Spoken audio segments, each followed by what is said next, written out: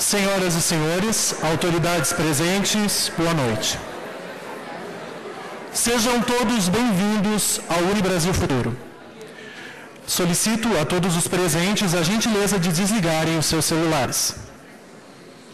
Informamos que, ao final da palestra, perguntas poderão ser feitas à nossa convidada através de formulários específicos que se encontram com a nossa equipe de apoio. Perguntas não identificadas serão desconsideradas. Gostaríamos de informar que não serão emitidos certificados da participação desse evento. Em nome da Unibrasil, agradecemos aos que contribuíram direta ou indiretamente para a realização desse evento.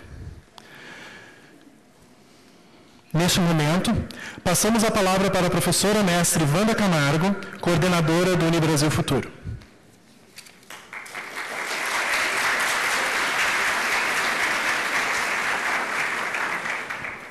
Boa noite a todos e a todas, agradecendo a presença de alunos, professores, funcionários. Nós gostaríamos de apresentar a nossa palestrante de hoje, falando antes que a questão educacional não é hoje objeto de discussões e decisões isoladas de determinados estados, mas um assunto que afeta a toda a nação. E os intelectuais brasileiros são decisivos na discussão mais ampla e profunda sobre os ideais e fatos republicanos. É o jornalismo, e em particular o jornalismo político, que melhor representa a interface entre a educação e as características sociais e culturais de qualquer país. Na cultura política, é importante considerar 3 fatores fundamentais: a discussão em torno da posição social dos intelectuais, a representação dos fenômenos de natureza política e as articulações existentes entre o campo intelectual e a esfera política. Ao intelectual cabe a condição de intérprete dos anseios das massas populares. O jornalismo sério e atento representa um passo decisivo em direção à real democracia. Postulando uma análise política com consciência científica da sociedade, Eliane Cantanhede tornou a atividade jornalística uma exposição realista dos temas que fogem da simplicidade no sentido do senso comum. Sua trajetória intelectual revela uma forma particular de pensar a realidade brasileira. Ela é hoje uma artífice do moderno pensamento brasileiro. Em breve publicará seu livro, uma biografia de José de Alencar, pela editora Sextante. Esperamos ter a honra de vir a trazer esse livro em lançamento também na Unibrasil. Mas recebemos hoje, com muita honra, a jornalista Eliane Cantanhede.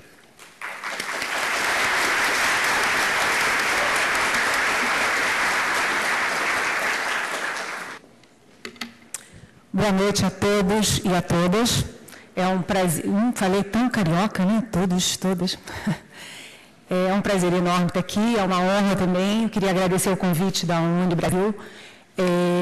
Eu gosto muito de conversar com universidades, boas universidades, evidentemente, porque eu não apenas tento trazer um pouco da minha experiência, mas também eu vim levar um pouco da experiência de vocês. Eu aprendo também.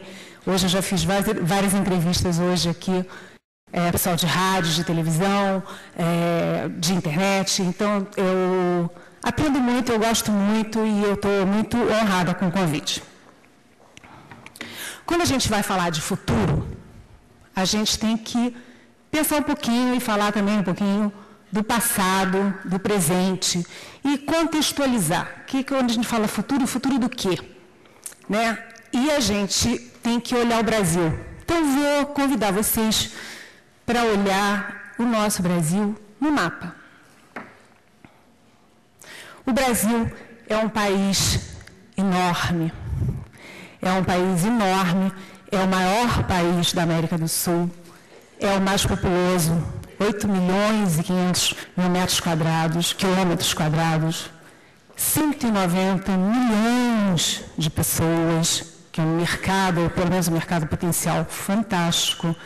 É um país que tem a maior floresta tropical do mundo. Tem uma área com o mar no oceano, que chama de Amazônia Azul, que é fantástica.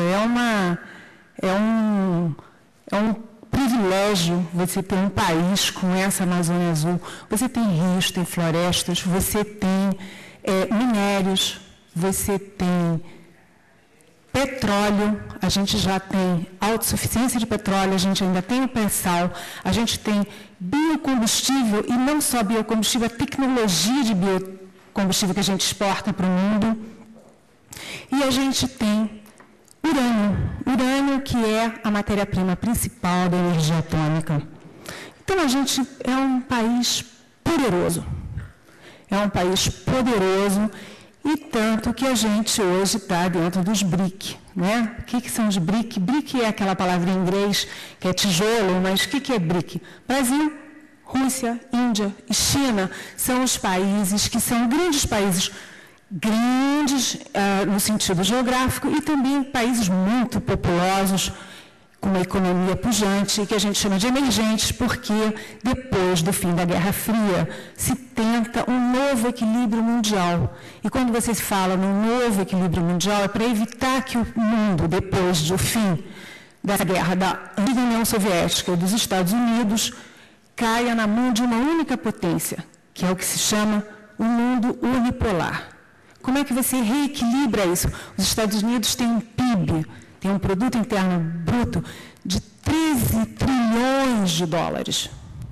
É muito, muito, muito acima do segundo colocado, que tem menos de 5 trilhões de dólares. Então, você tem o Brasil, nesse contexto dos grandes países, tentando reequilibrar politicamente, geograficamente, estrategicamente. Esse nosso mundo, o Brasil tem um papel enorme nisso, evidentemente. Quando a gente pega o mundo hoje, a China já ultrapassou a Alemanha, está ultrapassando o Japão, e pode ser já o segundo PIB do mundo, ou seja, o segundo país mais rico do mundo. Isso é uma novidade, isso é uma nova fronteira. A gente, quando pensa em futuro, a gente tem que pensar em China. E a gente tem que pensar também em Brasil. O Brasil nesse contexto. O Brasil já é hoje a 8ª ou 9ª economia do mundo, ou seja, o 8º ou 9º país mais rico do mundo. É coisa para burro. A gente evoluiu muito, a gente teve uma sorte imensa de ter um dia um presidente chamado Fernando Henrique Cardoso, que é um sociólogo, é um dos melhores quadros políticos e intelectuais desse país, que governou o país 8 anos. E a gente teve a grande sorte de ter como sucessor do Fernando Henrique um cidadão chamado Luiz Inácio Lula da Silva, que é um homem que saiu numa casa de Tapera lá do Nordeste, pegou sei lá, como é que a gente chama, um pau de arara. É um migrante nordestino em São Paulo, grande líder sindical, lutou pela ditadura, e ele é a cara do nosso povo. Então, nós tivemos 16 anos de um país que avança internamente, um país que avança externamente.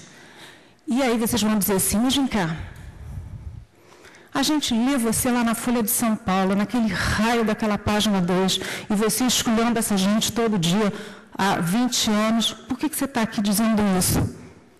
Porque os presidentes e os governos querem unanimidade. E a imprensa tem um papel ao contrário, de romper a unanimidade, criticar, provocar, debater. Isso é o nosso papel. E o que a gente pode discutir hoje quando a gente fala em futuro desse país? Depois de 8 anos do Fernando Henrique, estabilidade econômica, botar as finanças em dia, estabilizar o sistema financeiro, criar o Bolsa Família, de ter o Lula, que pegou o governo Fernando Henrique e aprofundou com muito mais dinheiro, inclusive porque o dinheiro mundial na época do Fernando Henrique era um, na época do Lula era outro. Se você pegar os investimentos da América Latina nesses 16 anos, na época do Fernando Henrique tinha pouco dinheiro, na época do Lula teve muito mais dinheiro circulando no mundo, por isso que eu costumo dizer que o Lula fez o governo Fernando Henrique só que com dinheiro, ele aprofundou o governo Fernando Henrique. Vocês veem PT e PSDB se matando, a tal da eleição polarizada, mas no fundo, um é consequência do outro, um é o sucessor do outro, você tem um processo que não é assim, um governo e outro governo e houve uma ruptura. Pelo contrário, todos os indicadores, cada um olha com a sua ótica, mas a gente tem a obrigação de olhar com a ótica da realidade. E a ótica da realidade é o seguinte, você vê todos os avanços brasileiros, eles não vêm daqui ou daqui, eles vão seguindo, é uma linha ascendente. O que a gente tem hoje? Quando a gente fala eleição presidencial, a gente tem José Serra, tem Dilma Rousseff, tem Marina Silva e agora o Plínio Arruda Sampaio, que surgiu assim, apareceu a Margarida, ninguém falava nele, e ele está aí cumprindo o papel de cutucar os candidatos favoritos. Basicamente, qual é a diferença do Serra, da Dilma, da Marina? Todos três vieram da esquerda. Todos três têm um longo passado de esquerda. Todos três têm uma visão de Brasil muito parecida. E, no caso do Serra e da Dilma, mais curioso ainda. Vamos pegar uma comparação? Esse aqui é o Serra e essa aqui é a Dilma. O Serra tem 67 anos, a Dilma tem 62, são sessentões. Os dois lutaram contra a ditadura. Os dois são técnicos, têm um perfil técnico gerencial. E os dois são chatos para chuchu. Eles dois têm uma personalidade até mesmo parecidas. Eles são centralizadores. E eles são autoritários. Eles gostam de saber tudo, acompanhar tudo. Eles são muito parecidos. O que diferencia? Por que tem essa dicotomia PSDB e PT? Do ponto de vista eleitoral, tem uma coisa que é política, outra coisa é eleitoral. Vamos falar do eleitoral. No eleitoral, a Dilma tem as condições mais favoráveis, porque ela tem o fator Lula, que é o grande fator, o grande diferencial dessa eleição, é o fator Lula, que tem mais de 70% de popularidade. Aliás, não é o único, porque, como eu disse para vocês, investimentos e muito dinheiro aqui na América Latina, na América do Sul, alavancaram os governos. Por exemplo, a Michelle Bachelet do Chile saiu também com mais de 70% de popularidade do governo. O Álvaro Uribe, na Colômbia, que é o oposto, porque ele está mais à direita, ele também saiu com 70% de popularidade. Quer dizer, não é uma exclusividade, mas o Lula aqui é muito dourado e isso é um fator muito forte nas eleições. E isso atraiu para a campanha da Dilma, a gente estava falando das condições eleitorais, atraiu o PMDB, que é o partido que tem mais ramificação no país, tem mais palanque, tem mais deputado, mais senador, mais prefeito, mais governador, ele tem tudo mais, é o maior partido do país. E a maior coligação. Com isso, a Dilma tem uma campanha mais ramificada, tem um fator muito forte que é o Lula, e tem mais tempo na televisão, porque a televisão é baseada com o critério de proporcionalidade de bancada no Congresso. Então, a Dilma tem condições muito fortes, mas, se vocês olharem as pesquisas, o Serra é um candidato muito forte e um candidato muito sólido. Todas as histórias de eleições, quando vocês olham, o candidato que sai muito na frente, sai gordo, ele tende a emagrecer, ele perde. E o Serra, até agora, ele nunca baixou de 30%. Por quê? Porque ele tem uma biografia muito poderosa. Ele passou, sei lá, mais de 10 anos no exílio, estudou no Chile, estudou nos Estados Unidos, ele foi prefeito da principal capital, ele foi governador do principal estado, ele foi deputado, senador, ele foi ministro da Saúde, fez uma boa gestão na saúde, isso é reconhecido. Então, você tem a Dilma com melhores condições, tem o Serra como, gente, atenção, objetivamente, melhores condições de candidato. Você tem uma eleição muito polarizada. A Marina, no meio disso,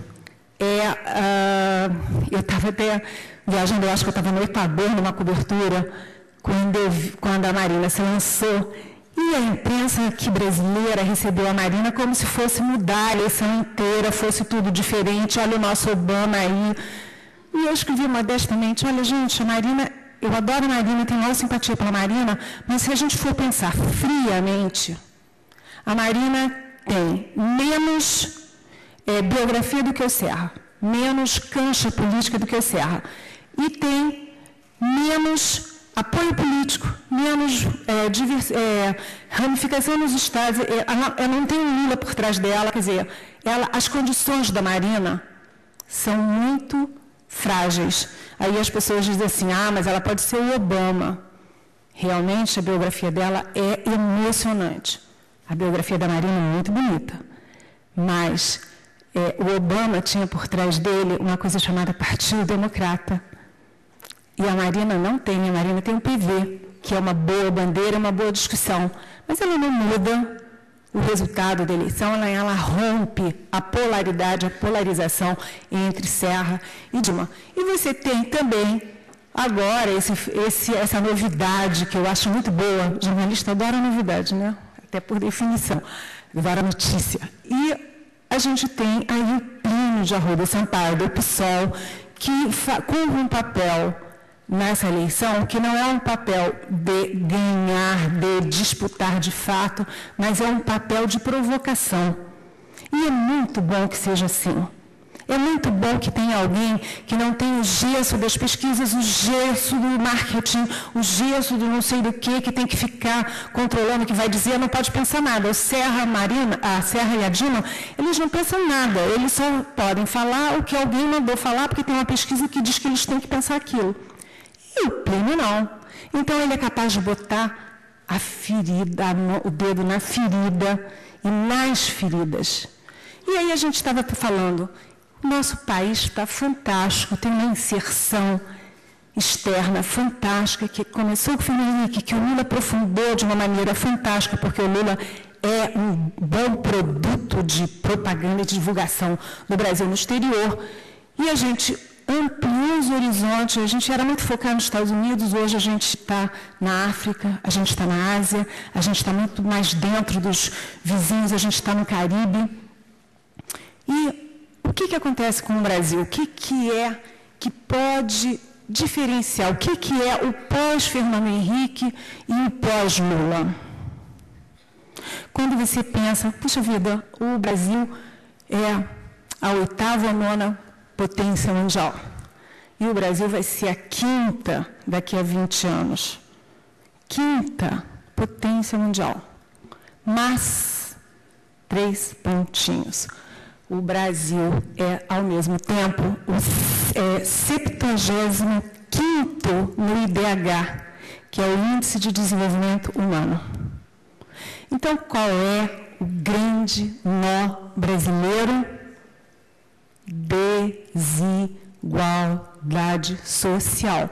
Você não pode criar um grande país, um grande ator internacional, se os cidadãos, eles são desiguais, se os estados são desiguais, se as regiões são desiguais, se o bairro dentro da cidade é desigual, se as pessoas têm um peso diferente. Então, o grande desafio, que não é nem futuro, é já, é como você vai fazer, o que os candidatos, os partidos e nós, cidadãos, estamos pensando para romper esse grande cancro brasileiro que é a desigualdade social. Segundo o PNUD, que é o órgão das Nações Unidas, da ONU, que estuda, que pesquisa essas questões, o Brasil está num vexaminoso 3º nível de desigualdade no mundo. É assim, mais ou menos como o Equador. Comparem as condições do Equador, comparem com as do Brasil. É impossível o Brasil estar no terceiro nível de desigualdade social. E o que acontece? Desigualdade social, ela realimenta a desigualdade. Em todas as áreas. Eu vou citar uma, televisão. Se você ligar, a televisão é concessão pública, ela é diferente de jornal e de revista, tá? Se você, sei lá, um dia lá você está sem fazer nada, liga a televisão, no canal aberto. Você vai ver que os programas, em geral, são de péssima qualidade. Péssima qualidade. Você tem lá uma moça dentro da banheira, estimulando sexo precoce. Você tem lá a igreja não sei o que, fazendo uma pregação e pegando dinheiro. Você tem o Natário, o México, não sei de onde. Aí você desliga e liga o canal a cabo. Aí você tem o Discovery Channel, você tem os melhores filmes do mundo. O que eu quero dizer com isso? A concessão pública para o bem público da televisão, ela é mais um fator de desigualdade social, porque o pobre, que não tem discernimento, que não teve a capacidade de estudar, ele vai ser submetido ao pior programa. E o outro, que estudou, que tem mais discernimento, ele vai ter o melhor programa. O que é isso? Você aumenta o gap entre os dois. Isso se reflete. É o contrário, não é que se reflete. É ao mesmo tempo gera e ao mesmo tempo reflete. É um círculo vicioso. Na educação, na saúde, na moradia, na higiene, em todos os setores da vida nacional, e isso é igual à violência. Hoje eu dei uma entrevista para a CBN, e enquanto eu estava esperando o locutor, o Marcos Tosi, eu fiquei ouvindo, e prenderam uma quadrilha, sei lá, um sujeito, um bandido aqui de Curitiba, famoso. O cara tem metralhadora israelense de último tipo, é um arsenal, é uma guerra. Dentro de Curitiba, que a gente olhando de fora parece uma cidade tão moderna, tão tranquila, e isso se repete em todas as capitais brasileiras. Se você vai a Pernambuco, a Recife, é uma tragédia. Se você vai a Salvador, é uma tragédia. Se você vai a Belém, é uma tragédia. Se você vai a Manaus, é uma tragédia. Rio de Janeiro, nem preciso falar. Então, a gente tem que cobrar desses candidatos, cobrar deles que se oferecem para cuidar do nosso futuro, para gerenciar o que a gente quer para o nosso futuro, a gente tem que cobrar deles uma opção, um programa muito claro para romper a desigualdade de renda. Eu estou aqui no ambiente universitário, a professora Wanda, de quem eu estou me sentindo amiga, eu gostei muito dela, eu achava que ela era jornalista, porque chata pra caramba, não largava o meu pé até eu vir, ligava e eu não podia, estava escrevendo livro, mas eu estou aqui porque ela tem essa alma de jornalista e eu agradeço porque no fim eu estou gostando muito.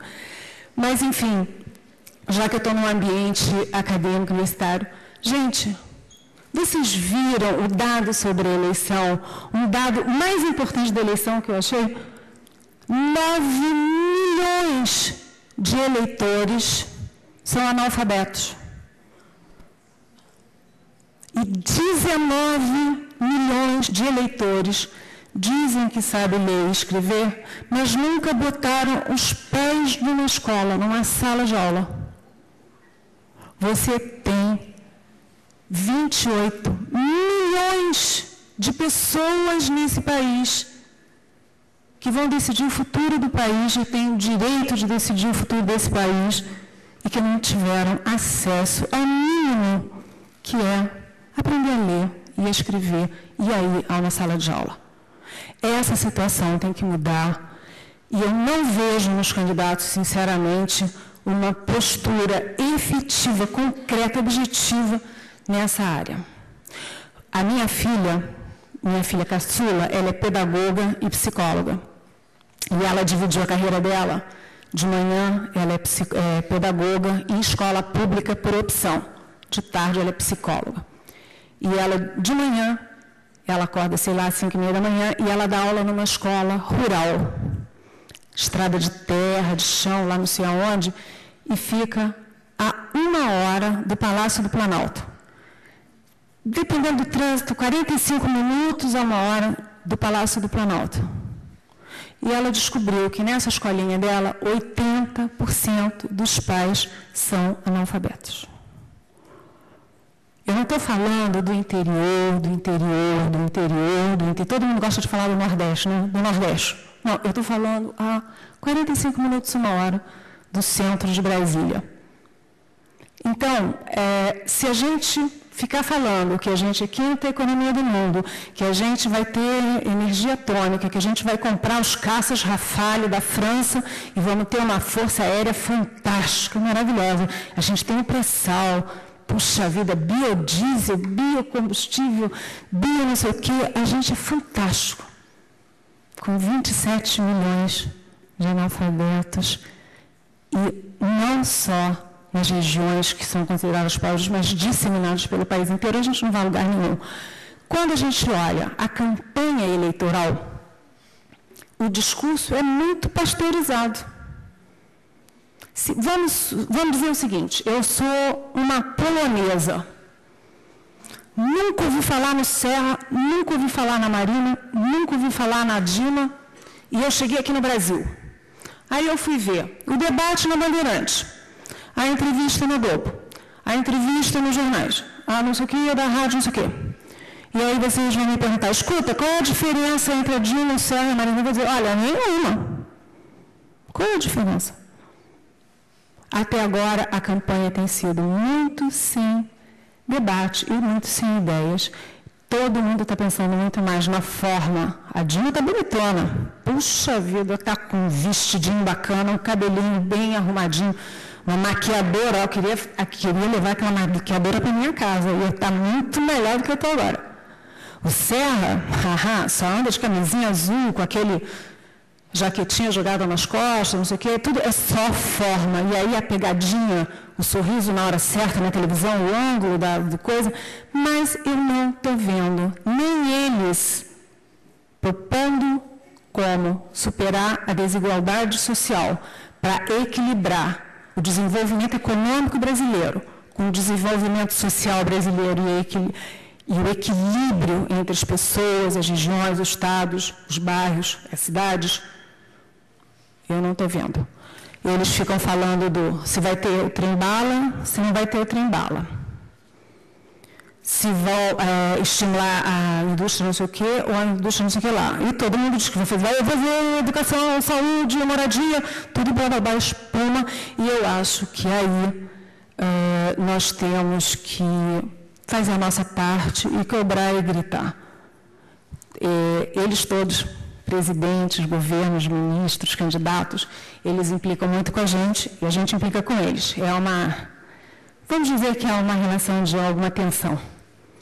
E qualquer um deles que for eleito, seja o Serra, seja a Marina, seja a Dilma, sei lá, seja o Plínio de Arruda Sampaio, que é improvável, a verdade é que eles vão ficar de um lado e nós na imprensa vamos ficar do outro, enchendo a paciência e cobrando isso. E outra coisa, quando a gente fala em futuro, vocês vejam que a economia evoluiu tanto. Houve redistribuição de renda via salário. O Plínio diz uma coisa muito interessante, que ele diz, todo mundo diz que o Lula redistribuiu renda, só que é a renda e salário. É inclusão, é mudança de faixa via salário. É salário mudando para faixa, mas não teve uma redistribuição de renda do capital para o salário. O setor brasileiro que mais bombou e que mais lucrou foram os bancos. E eu quero ver o Serra, a Dilma ou mesmo a Marina dizer que vão mexer com os bancos. Acho muito difícil. E se eles não conseguem coragem para mexer nos bancos, Aí você tem outros problemas, porque mexer com banco não pode, mexer com o PMDB não pode, mexer com aquela confusão partidária lá, mensalão, não sei o quê, também não pode. Fazer reforma tributária não pode, fazer reforma política não pode. Porque uma coisa que o Fernando Henrique Cardoso e o Luiz Inácio Lula da Silva têm em comum é que eles não entram em bola dividida. Aquela coisa, a gente estava conversando ali ainda há pouco, o Lula, ele é bom de fazer consenso, mas quando ele vê que vai dar polêmica, vai ficar de um lado para cá, e ele que vai ter arbitrar, ele, pula fora. E o Fernando Henrique também. Era uma característica dos dois que nem o Serra nem a Dilma tem. E isso é uma faca de dois gumes, porque se você fala em governabilidade, você tem que governar com maioria no Congresso. E o Fernando Henrique e o Lula, eles fizeram os seus acordos, os seus mensalões, suas compras de voto, e foram levando. Agora, a Dilma e o Serra, por personalidade, pelo histórico, por tudo que a gente sabe deles, eles primeiro são mais turrões. E esse equilíbrio a gente vai ter que acompanhar muito firmemente no próximo governo. Até onde eles podem tentar melhorar a prática política, fazer as reformas que têm que ser feitas, e até que ponto eles podem passar desse limite e perder apoio, o que para governante nenhum vai dar certo. Uma das coisas que eu, como mulher, eu também queria falar aqui da questão feminina, da questão das minorias. Eu acho que o discurso da Dilma, do Serra e da Marina está muito pobre também nessas questões polêmicas. Eles estão fugindo de assumir posições por uma questão eleitoral, eles estão deixando de ter a responsabilidade de líderes de assumir posições que podem ser polêmicas, mas que têm que ser assumidas. Nenhum deles está assumindo, nem mesmo a Marina. No mais, eu queria agradecer muito.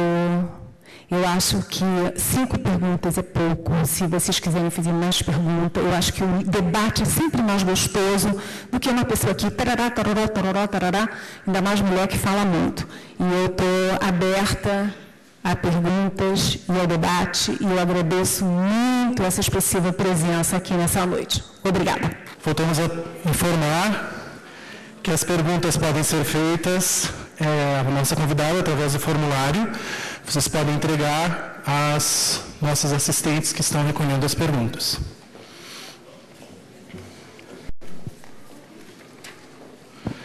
Nesse momento, faremos uma homenagem à jornalista Juril Carnancialho. Passamos então a palavra para a professora mestre Maura de Oliveira Martins, coordenadora do curso de jornalismo da Unibrasil. Boa noite. O projeto Unibrasil Futuro aproveita a oportunidade para prestar homenagem a uma grande mulher paranaense. Sua história confunde-se com a história da imprensa escrita de Curitiba e do século XX. Juril Carnancialho é jornalista há mais de 50 anos. É filha de Oscar de Plácido Silva, o primeiro aluno do curso de Direito da Universidade Federal do Paraná, fundador do jornal Gazeta do Povo e da Escola Técnica de Comércio de Plácido Silva, editor e escritor. Dona Juril, como é respeitosamente conhecida no meio social, trabalha no jornal Gazeta do Povo há muitos e muitos anos. Sua coluna circula aos domingos e registra eventos e personalidades de destaque no Paraná. Desde o início de sua carreira, sempre procurou destacar o aspecto humanitário dos eventos dos quais participa, lutando para angariar recursos para obras e serviços assistenciais. A jornalista era muito jovem quando começou a participar do trabalho de fundação do Educandário Curitiba, fundado pelas senhoras Aura Virmão de Lima, Ivete Glaser, Mercedes Seiler Rocha e Marita França. O educandário cumpriu seu papel no auxílio a um incontável número de jovens curitibanos. Muitos formados, pais e avós, alguns com grande reconhecimento social. Dona Juril destaca-se também como educadora. Fundou a Faculdade de Ciências Econômicas de Plácido Silva. E todos conhecemos sua dedicação ao Educandário Curitiba. Generosa, sua coluna na Gazeta sempre está aberta às causas humanitárias, assistenciais e paranistas. Receba a nossa admiração e o nosso carinho, Dona Juril.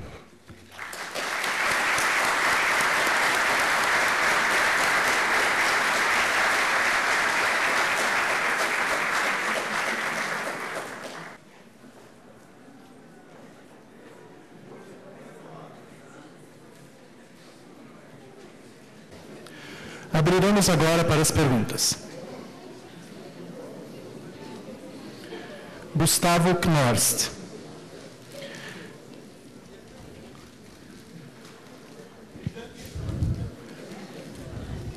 Como você vê a influência da globalização no mundo? Olha, é engraçado porque quando você fala em globalização é um conceito de acolher, né? De incluir. E, na verdade, o que acontece não é bem isso. Quando você fala em globalização,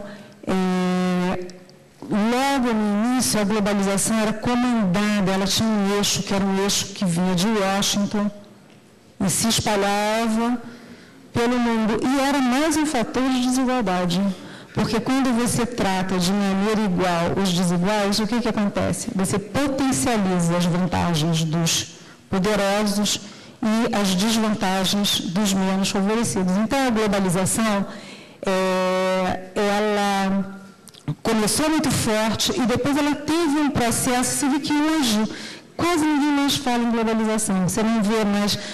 Teve uma época que o presidente americano não abria a boca sem falar em globalização, os presidentes da Europa não falavam em outra coisa senão globalização, e os brasileiros também. Hoje em dia é uma palavrinha que sumiu. Por que sumiu? Porque estava sendo mais uma forma de desigualdade no mundo. E hoje, com os BRICS, você tem um novo equilíbrio. Você não fala mais em globalização como uma imposição da potência para o resto. Até porque a potência, depois da crise do ano passado, ela é uma incógnita. Como é que você pode falar em globalização se o mundo hoje ele está calcado em dois pés, Estados Unidos e China? E os dois são grandes incógnitas. Por quê? Porque a economia dos Estados Unidos, ela demonstrou esgotamento, ela conseguiu superar no primeiro momento a crise financeira, mas ninguém sabe qual é o reflexo dessa crise, desse esgotamento nos próximos, a gente tem que pensar em longo prazo, nos próximos 20 anos, por exemplo, e a China é incógnita, porque a China é um regime estapafúrdio, é um regime que junta ditadura política com abertura econômica. É um regime que não aceita as regras internacionais quando não interessa e aceita quando interessa. Então, é um país que consegue impor ao mundo ela copia os produtos dos outros, compete com o produto dos outros e não paga, não gasta com seus funcionários, com as suas empresas, com a sua produção, o que os outros gastam. Então, é um desequilíbrio do preço, do custo da produção da China com os outros custos, inclusive com o Brasil. Ou seja, a China está crescendo e avançando nos mercados, por exemplo, do Brasil, os mercados tradicionais do Brasil e, inclusive, o maior mercado do mundo, que é os Estados Unidos. Se vocês compararem o que o Brasil deixou de exportar para os Estados Unidos ou reduziu drasticamente de exportação para os Estados Unidos, foi exatamente onde a China entrou. Uma coisa que encaixa. O Brasil perdeu e a China entrou. Então, a China é o nosso parceiro político estratégico no BRIC, mas a China, ao mesmo tempo, é um competidor comercial muito forte e muito danoso para o Brasil. Então, eu acho que falar em globalização num mundo em que está em cima de dois pilares que são uma incógnita, enfim, é no mínimo arriscado. Certo. Pergunta do Elian. Os meios de comunicação, na sua opinião, podem influenciar positivamente ou negativamente na eleição? Mas em quais aspectos? Olha, os meios de comunicação, quando você fala em meio de comunicação, o que você tinha antes? Você tinha jornal, telejornal da Globo e um rádiozinho ou outro. Isso foi aumentando Todas as televisões passaram a ter um jornalismo forte, agora você tem até uma novidade que é a Rede TV entrando fortemente no jornalismo, você tem programas 24 horas de jornalismo nas rádios, e você tem a internet, que é um fator novo de debate, de discussão. Claro, evidentemente que a imprensa, a mídia como um todo, ela tem uma enorme influência na eleição. Por quê?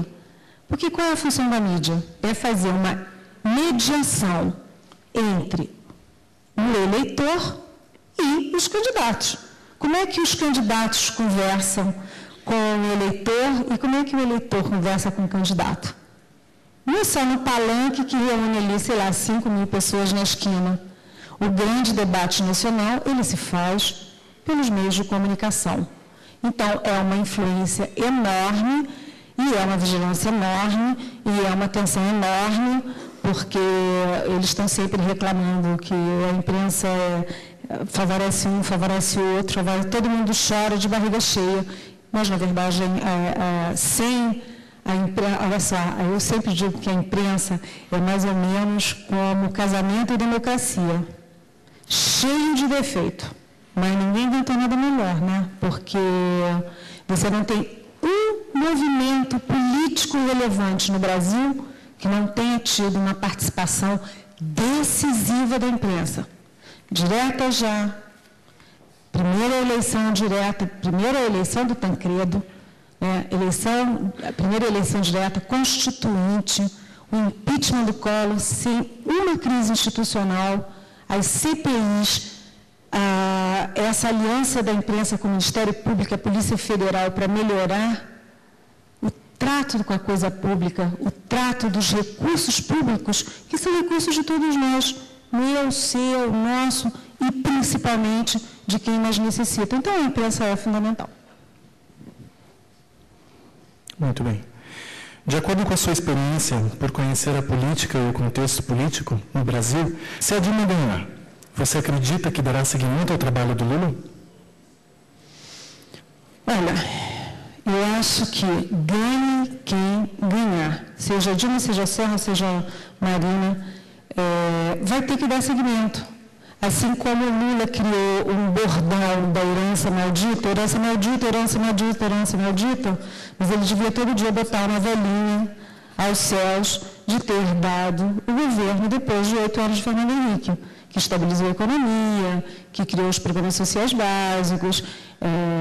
Enfim, o próximo presidente, ele não vai dar guinada nenhuma, nem fazer ruptura nenhuma, pelo contrário. Se for a Dilma, ela fatalmente irá dar continuidade e aprofundar o governo Lula, se for o Serra, fatalmente irá aprofundar. Eles têm ideias muito próprias, eles têm personalidades próprias, mas eu acho que não vai ter ruptura, eu acho que vai, ao contrário, eles vão aprofundar muito o que foi feito de bom e vão tentar corrigir alguns erros que foram cometidos, sim. Inclusive, se for a Dilma, ela vai tentar corrigir alguns erros que não foram poucos das duas gestões. Do Fernando Júnior. Com a caminhada política de nosso país, existe ou existirá alguma possibilidade de acontecer a então sonhada reforma política, na sua opinião? Olha, gente, eu vou fazer um merda para vocês. Eu não vou dizer isso, por quê? Porque entre eleição e sai eleição, eu vou lá com minha melhor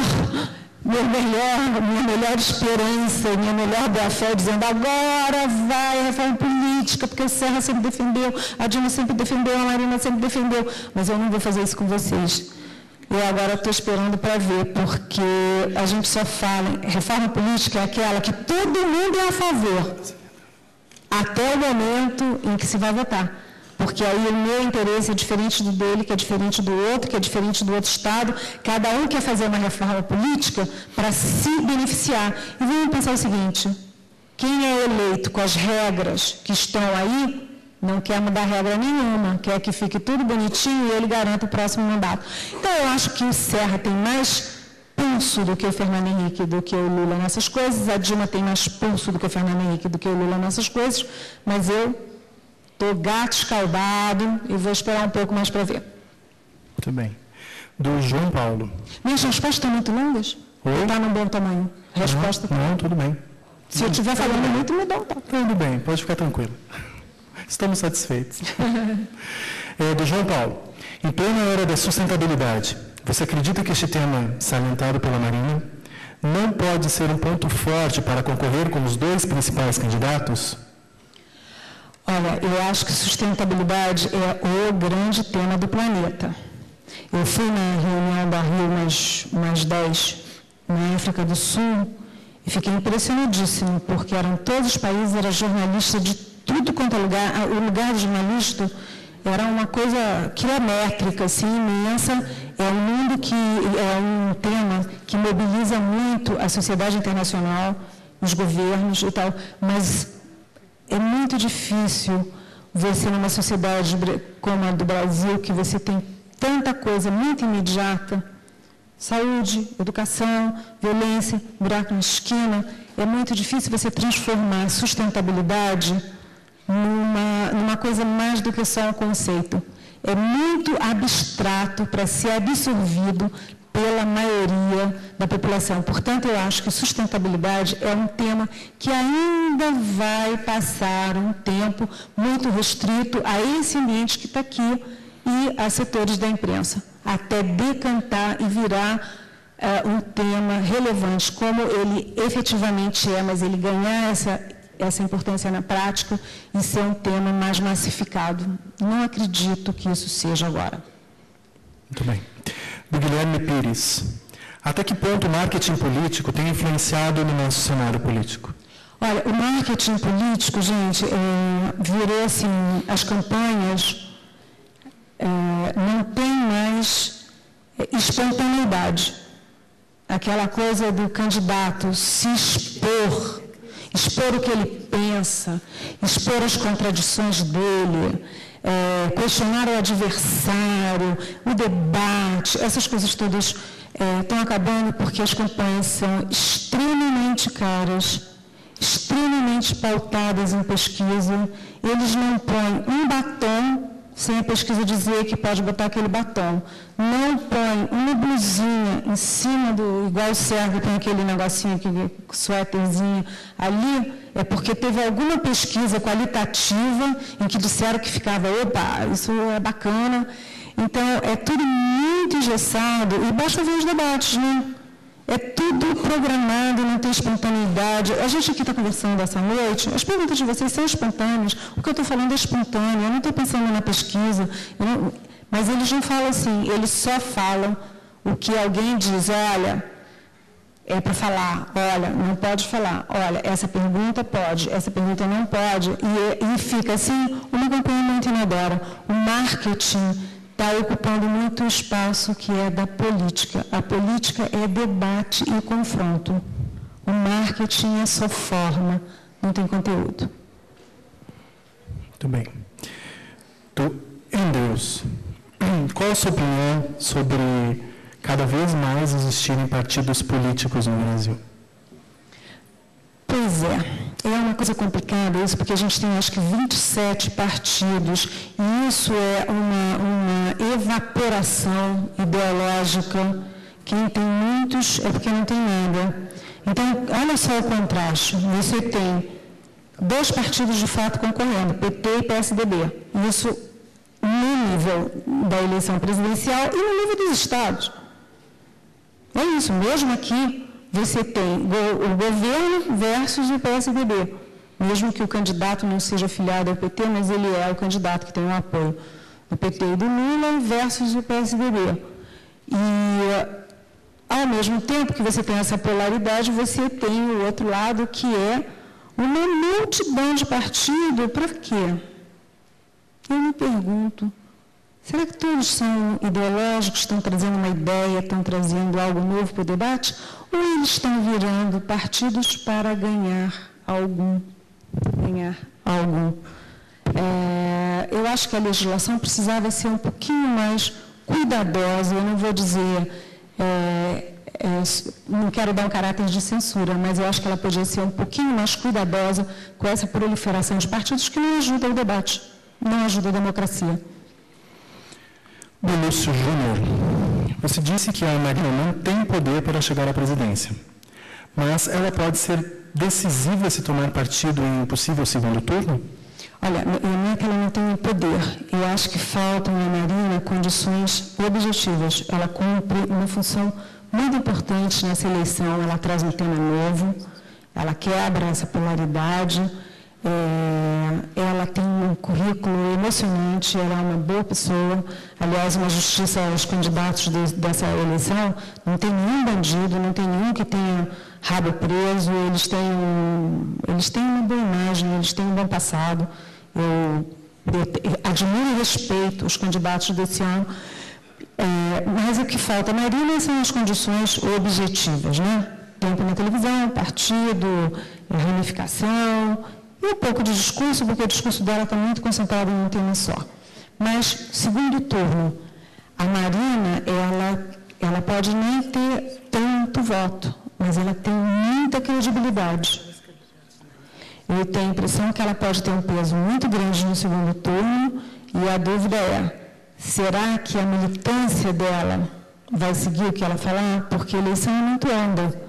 Você tem uma onda lá para Dilma, ou uma onda para a Serra, às vezes, mesmo que a Marina manifeste apoio por um dos dois, pode acontecer que a militância dela se divida. Jefferson Seco. O Brasil tem 28 milhões de analfabetos funcionais. Qual a sua opinião sobre o voto facultativo em contraposição ao sistema atual? Olha, essa é uma boa pergunta, sabe por quê? Ninguém tem resposta para isso e as opiniões se dividem entre os sociólogos, entre os cientistas políticos, entre os jornalistas, entre os colunistas, todo mundo está dividido. Então, eu vou colocar para vocês a minha opinião pessoal, tá? É bem uma opinião pessoal. Eu sou a favor do voto obrigatório. Por que eu sou a favor do voto obrigatório?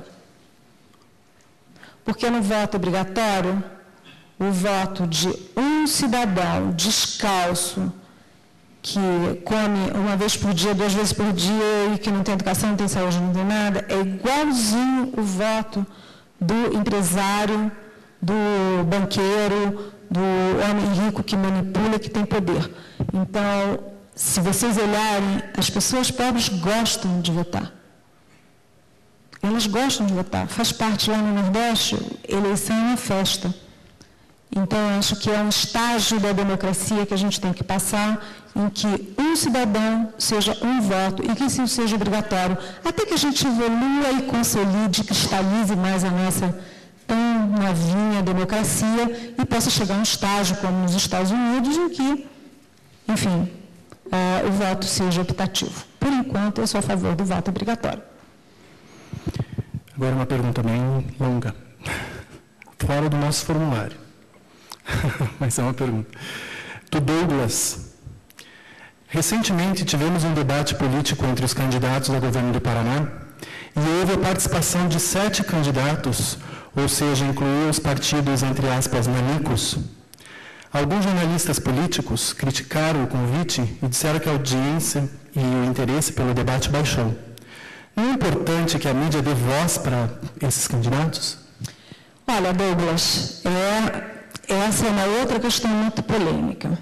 O que é censura e o que é o direito daquele candidato?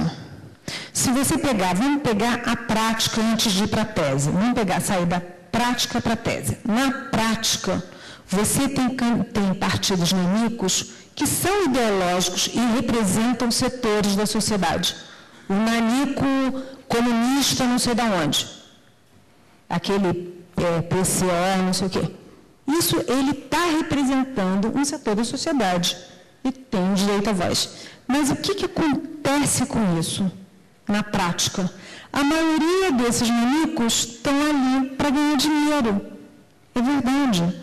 Toda eleição tem aquele não sei quem que não representa nada, que nem nada. Ele pegou as assinaturas, ele fingiu que estava fazendo diretórios nos estados e montou um partido. Então, se eu juntar com você e com você, a gente vai ali, monta um partido e vai ganhar uma grana. E aí eles, inclusive, são comprados pelos candidatos majoritários para chegar no debate, tem um leilão para ver quem que vai somar para bater no outro. Então, tem um leilão dos candidatos que têm chance.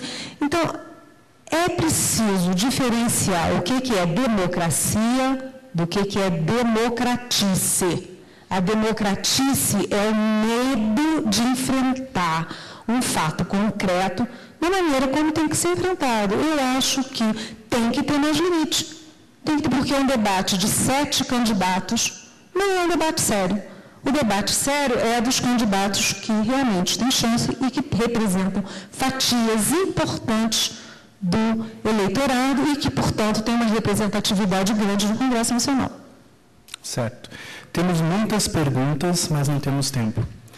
Então, essas perguntas serão encaminhadas à Eliane e ela poderá respondê-las por e-mail para aqueles que deixaram seu e-mail anotado no formulário. Né? Então, terminamos assim as perguntas dessa noite. Em nome das Faculdades Integradas do Brasil, Unibrasil, agradecemos à jornalista Eliane Cantanhede pela palestra proferida. Muito obrigada.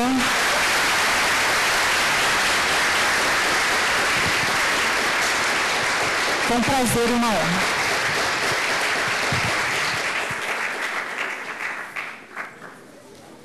Senhoras e senhores, docentes, discentes, em nome das Faculdades Integradas do Brasil e no Brasil, agradecemos a presença de todos por terem prestigiado este evento. Muito obrigado e boa noite.